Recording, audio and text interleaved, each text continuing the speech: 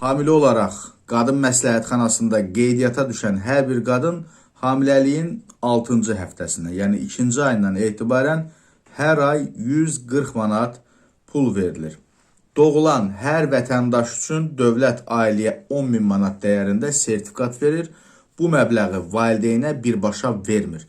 Valideyn 10.000 manatlıq sertifikatı əmlaka da yatıra bilər. İpoteka ilə ev alanda ilkin ödəniş kimi verə bilər. Bu bizdəki 500 manat ki var, bax onun ekvivalentidir belə deyək.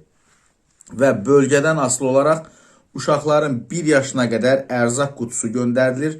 Ailəyə aylıq və həmin o içərisində də südəmər körpənin ehtiyacları olur. Söhbət Azərbaycandan getmir, Rusiyadan gedir. Bundan başqa hər uşağa təxminən 230-250 manat civarında aylıq uşaq pulu verilir.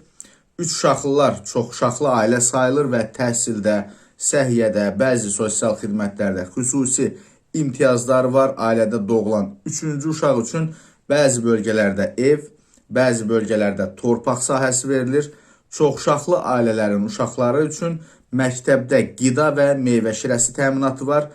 Uşaq xəstələnsə, məktəbə getməsə həmin günlərin qidası, yeməyi evə göndərilir. Pandemiyada da uşaqların evdə qaldıqları günlərin qidası poçtla evə göndərilirdi. 14 yaşına çatan hər bir vətəndaşa Pushkin kartı verilir. Kartın balansına hər ay bizim pulla 100 manat civarında məbləğ yüklənir. Bu pul uşaqların aylıq teatr və kino biletlərini ödəmək üçün verilir. Biz deyirik, uşaqlar teatra, kinoya getsin. Başqa yerə xərcləmək olmur. Bu kart 14 yaşından 22 yaşına kimi bütün vətəndaşlara verilir.